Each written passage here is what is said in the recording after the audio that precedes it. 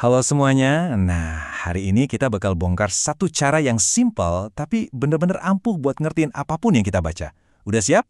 Yuk kita mulai! Pernah nggak sih kamu baca satu halaman penuh, terus pas ditanya isinya apa, langsung ngeblank? Kayak kata-katanya tuh numpang lewat aja gitu.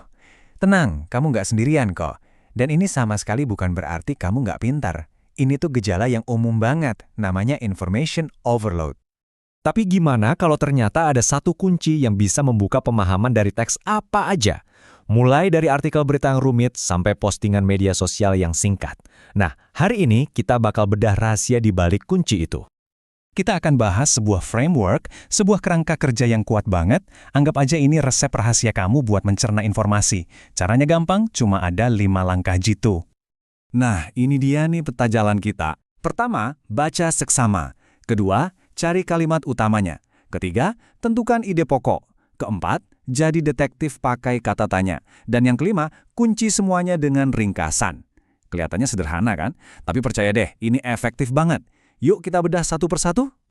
Oke, langkah pertama ini adalah fondasinya, jangan buru-buru.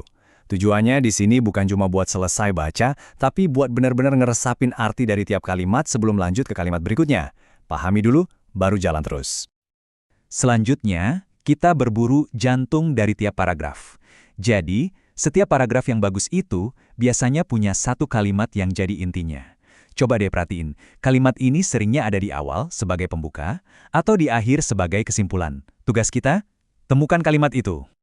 Begitu kalimat utamanya ketemu, sekarang waktunya kita peras esensinya. Tanya ke diri sendiri, apa sih satu pesan utama dari kalimat ini? Nah, itulah ide pokoknya. Anggap aja ini kayak kita nyaring informasi sampai dapat saripatinya yang paling murni. Sekarang, waktunya pakai topi detektif.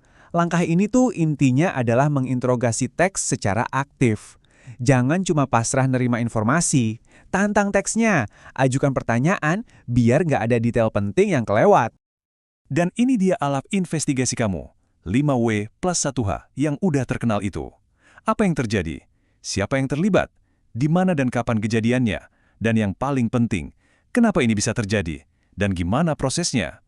Pertanyaan-pertanyaan ini bakal bawa kamu lebih dalam dari sekedar pemahaman di permukaan. Dan kita sampai di langkah terakhir yang bakal mengunci semuanya. Bikin ringkasan. Kumpulin semua ide pokok dan jawaban yang udah kamu temukan, terus rangkai lagi pakai kata-katamu sendiri. Proses inilah yang bakal mengunci pemahaman itu di otak kita. Oke, teorinya udah cukup. Sekarang kita lihat yuk gimana cara ini bekerja di dunia nyata buat berbagai jenis teks yang mungkin kamu temui sehari-hari. Nah, bagian paling kerennya adalah metode ini tuh fleksibel banget. Ini adalah alat yang universal. Bukan cuma buat buku pelajaran yang tebal, tapi beneran bisa buat semua jenis teks. Contohnya dongeng. Dengan nanya siapa tokoh utamanya dan kenapa mereka ngelakuin itu, kamu bisa dengan cepat nemuin pesan moral yang tersembunyi di balik ceritanya. Gampang kan? Terus gimana dengan teks yang lebih ilmiah? Misalnya tentang proses terjadinya hujan.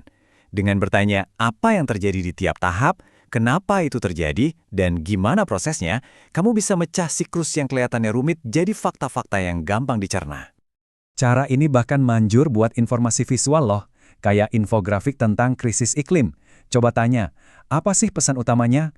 Kenapa data ini penting? Kamu bisa langsung nemuin inti pesannya di tengah lautan data dan gambar. Jadi, apa kesimpulan dari semua ini? Ini bukan cuma sekedar kumpulan tips membaca biasa ya. Ini adalah sebuah undangan untuk mengubah cara kita berpikir. 5 langkah ini bisa mengubah kamu. Kamu nggak lagi jadi pembaca pasif yang cuma nerima kata-kata. Kamu jadi seorang analis aktif. Seseorang yang seolah-olah ngobrol sama teksnya, membongkarnya, dan benar-benar paham dari dalam. Jadi pertanyaan terakhir dari saya buat kamu, dengan kunci pemahaman baru ini di tangan, teks apa nih yang bakal kamu taklukkan pertama kali? Artikel berita pagi ini, bab buku yang sempat ketunda, atau email kerjaan yang rumit itu? Coba deh pilih target kamu dan selamat menganalisis.